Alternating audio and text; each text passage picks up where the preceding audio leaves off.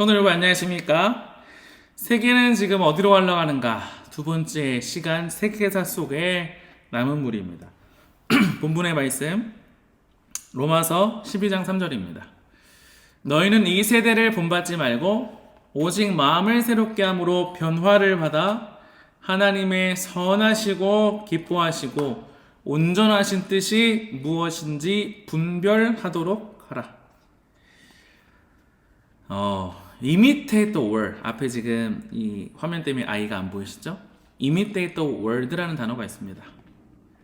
세상을 본받는 것이 imitate the world입니다. 이렇게 하면 잘 나가고 이렇게 하면 스펙 쌓아서 어떠한 곳에서 출세 가도를 달린다. imitate the world라는 세속화의 하나의 문장이죠.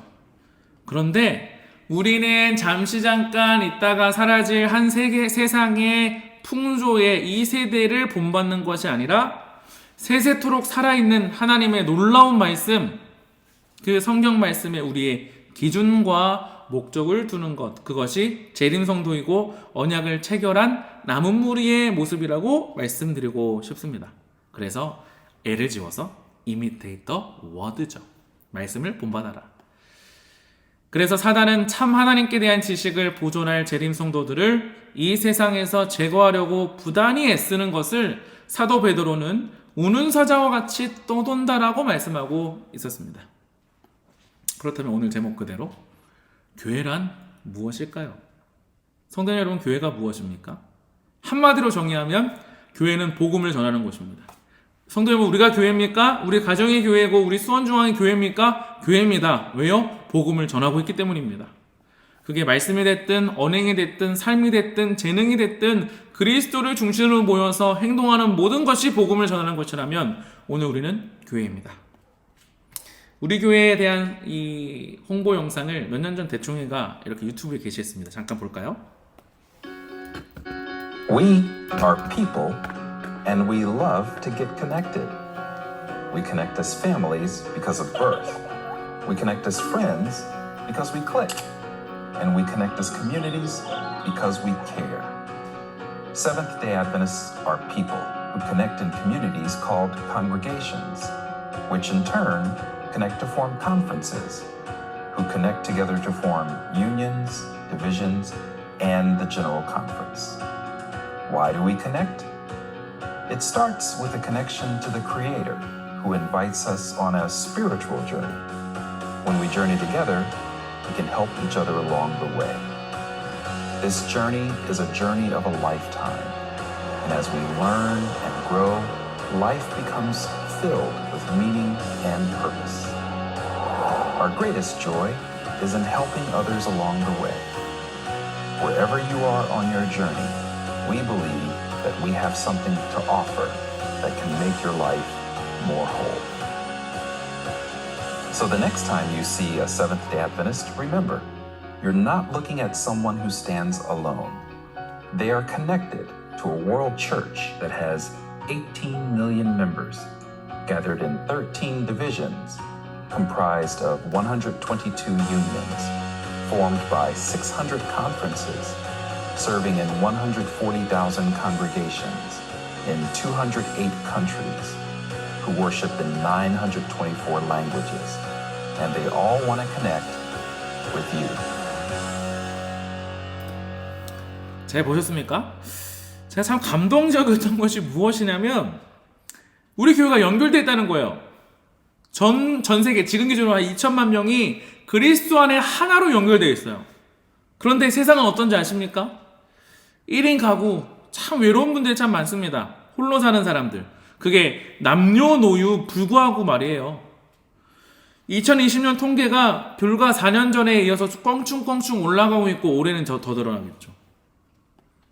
그래서 심지어 TV에서는 나 혼자 산다라는 방영을 하고 있습니다. 나 혼자 편하다는 거예요. 가정을 이루고 남편을 만나고 아내가 되어서 아이를 낳고 하는 모든 과정이 굉장히 번거롭고 희생적이라 나 혼자 사는 것이 너무나 행복하다, 편하다, 나 혼자도 행복할 수 있어라는 것을 보여주고 그것을 보고 사람들이 열광합니다. 독거노인 현황이 증거되는데 2012년 기준으로 위기 가구가 고독사 위험군이 자그마치 30만이 넘었습니다. 이게 10년 전 통계예요. 그러면 지금 여기 2035년까지 전체 독거노인 증가 추이를 보면 343만 명이 된다. 우리 인구가 5천만이면 한 15분 중에 한 분, 20분 중에 한 분은 다 뭐예요? 다 독거노인이랍니다. 외로운 것은 사람이 어찌 할 수 없는 가장 궁극의 외로운 고독한 상황입니다. 서울시 연령대별 고독사 현황 50대가 524명에 달했어요. 그리고 불상사, 그러니까 뭐 알 수 없는 그 사망자도 이렇게 늘어난다. 근데 그게 뭐라고요? 50대라는 거예요. 근데 이 교회를 타개할 선교 역군으로 누구를 지목하고 있냐면 아까 방금 그 전에 말씀드린 한국트렌드 2023의 수많은 1,500명에 달하는 목회자가 한입으로 모았던 통계는 바로 액티브 시니어입니다. 액티브 시니어가 누구냐면요, 40 후반부터 60대 중반까지 지금 은퇴하기 직전에 가장 왕성하게 활동하고 계시는 분, 수원중앙교회의 이 장로님들 그리고 여집사님들이라고 할 수 있습니다. 남집사님들이 할 수 있습니다. 생활의식이 미래지향적이고요, 노년기의식이 자아실현, 나는 뭐라도 할 수 있고 여유가 있고 은퇴 이후에도 나는 뭐라도 할 수 있는 자금력, 계획적인 노후, 실력과 합리선호, 소비관, 이게 다 액티브 시네어인데 어디 있냐면 수원중앙교회 성도님이에요. 참 멋진 할머니입니다. 아마 요새 어르신 60대 이상의 할머니, 젊은 할머니는 이렇게 말한답니다. 예미야, 네 자식은 네가 보거라. 나도 내 삶이 있다는 거예요. 혹시 나의 아버지가, 나의 어머니가 이렇게 말씀하신다면 우리 교회에 희망이 있구나 말씀해 주시기 바랍니다. 하나님은 이제 나이에 불문하지 않고 열정 있는 하나님의 사람들, 진취적인 사람들을 가지고 이 교회를 이끄신다는 거죠. 그래서 교회는 유형교회가 있고 무형교회가 있는데, 눈에 보이는 이 건물이 유형교회라고 하면 우리 보이지 않는 우리 영적인 중심에 있는 것이 무형교회인데, 이것을 단어로 보면 비가시적, 이게 무형교회, 가시적은 유형교회. 보이지 않는 사람, 비가시적 교회가 시대와 장소를 막론한 개인이든 가정이든 나라든 국가든 공동체든, 그것이 비가시적 교회예요. 그럼 지금 가시적 교회는 무엇이냐? 특별한 사명을 위탁받은 공동체, 남은물이죠. 각 시대에 존재했던 눈에 보이는 실체 교회. 이것은 가시적일 뿐만 아니라 비가시적으로도 우리 교회가 나아갈 길을 보여주고 있고, 이것은 남은 무리와 자연스럽게 연관됩니다. 오늘 교회사를 살펴보고 있는데, 아담과 하와가 사랑에 빠졌습니다. 동침하여서 아이를 낳아서 이 아이가 바로 우리 메시아가 될 거다 하고 가인이라고 지었는데, 이게 어떻게 된 영문인지 예배와 시기와 질투가 격변되어서 내 마음속에 참상이 일어나서 아벨을 죽이고 맙니다. 그리고 세 번째 아들 셋을 낳게 되죠. 여기서부터 나눠지는 것이 바로 톨레돗 히브리어 족보입니다. 하나님의 길과 사람의 길이 나눠지게 됩니다. 여기서 잠깐 질문을 드립니다. 하나님의 족보와 인간의 족보의 차이점이 무엇일까요? 그것은 다름 아닌, 하나님의 족보는 그냥 낳고 몇 년 살다가 아들 낳고 죽고, 낳고 몇 년 살다가 아들 낳고 죽고가 나와 있는 것이 하나님의 족보입니다. 근데 인간의 족보는요, 내가 처음 칼을 잡았더라, 내가 처음 음악을 했더라, 내가 처음 키 컸더라, 내가 처음 어떤 걸 했다는 업적이 나와요. 성도 여러분, 세상은 이렇게 개인이 뭘 해야 된다, 너는 이거야 라고 계속 나의 업적을 쌓으려고 하는 시대가 풍조가 만연하지만, 하나님의 족보는요 그렇지 않습니다. 세대를 이어가면서 그 내 자녀 수가 하나든 둘이든 열이든 백이든 됐건 간에 그 자녀들에게 신앙의 유산을 보존해 주는 것, 이것이 하나님의 족보와 인간의 족보의 차이점이에요. 그래서 셋은 다시 쭉 시대를 거치면서 노아를 낳고 노아의 세 아들 중에 셈은 드디어 하나님의 택함 받은 자가 되어서 근동 지방과 아울러 아시아권에 진출하는 아브라함, 이삭, 야곱의 조상이 되고, 거기에 야곱의 12아들 중에 넷째 아들이 유다가 장자가 되어서 예수 그리스도가 탄생하는 놀라운 계보가 이어집니다. 그렇기 때문에 남은 무리는 뭐라고요? 율법의 보존자고 주님의 증인인 것입니다.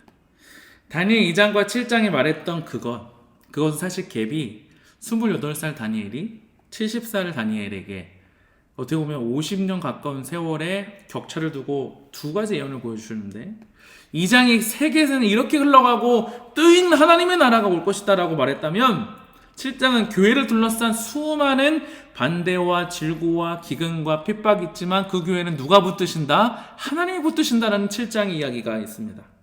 금나라, 은나라, 논나라, 철나라가 가득 득세할 거지만 그곳을 누가 주장하시는 거예요? 하나님이 주장하신다는 거죠.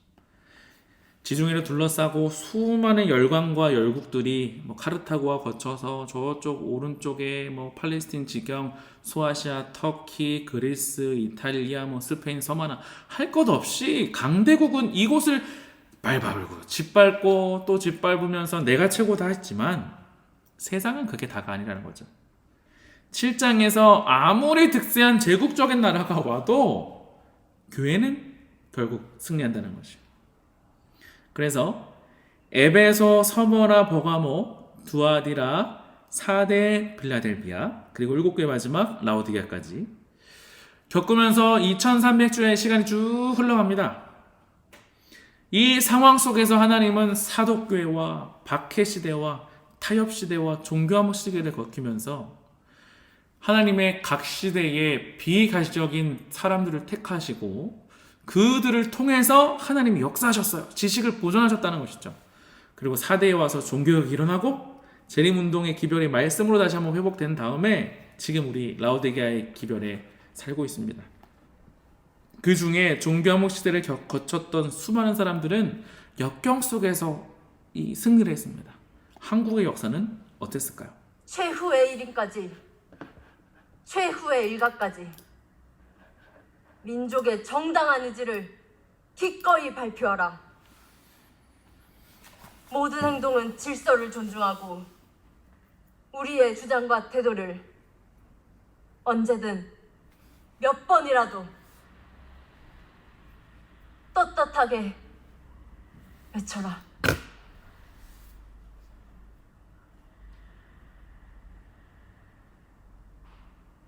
대한독립! 만세!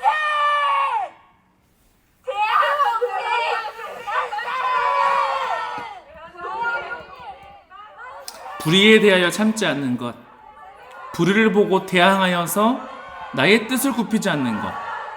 오늘 이분들이 감리교도였던 한 여인, 정말 연약했지만 그 마음 하나로는 온 우주의 마음 같았던, 온 나라의 희생과 모든 것 같았던 유관순 열사의 이 민족을 향한 피 묻은 외침은 식민지화가 시작됐지만 그 전에 5년 전에 재림교회 선교사 스미스 선교사님께서 이 땅을 밟으셨고 1910년에 한국 식민지가 됐지만 그 시대를 거치면서 합회와 연합회와 옥중 만세운동이 있고 순국할 때까지 재림교회는 신사참배에 한 거여서 초대 연합회장을 지내신 태천 목사님께서도 옥중사하십니다. 이것이 분노를 다스리고 어떻게 표출할지 아는 지혜로운 사람들의 모습이었어요.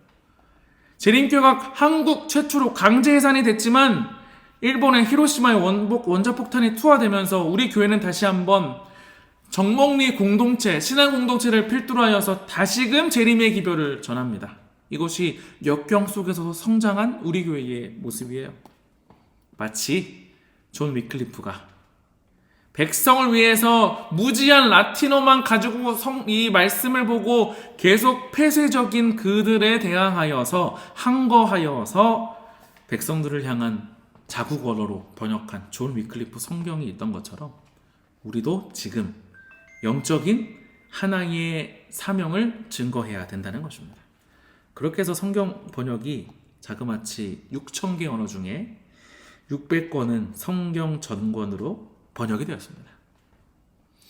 기독교 우파가 쭉 구교를 거치면서 초대교회를 거치면서 구교가 나눠지는 그 변곡점에 사단은 이 타협의 점에 시작되어서 개신교 사상, 개신교 이후에 이전에 태양신 사상으로 접목시켜서 타협을 물들였습니다. 동서교회가 분열이 되고 그렇게 쭉 1000년이 가까운 세월 동안 종교혁이 일어나서 이 개신교 세력이 쫙 펼쳐져서 지금도 기독교 교파가 나눠져 있는데 머리는 다 그리스도 예수십니다.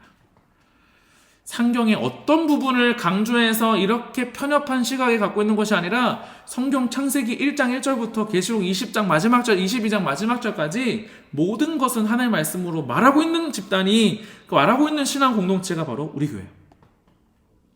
두아디라 교회 시대를 거치면서, 사대 교회 시대를 거치면서, 빌라델비아 교회를 거치면서 그 속에서 각 시대마다 하나님의 율법의 보존자들이 있었고 감리교도였던 연약한 중에 연약한 자 엘렌 화이트를 택하셔서 엘렌 화이트를 통해서 누가요?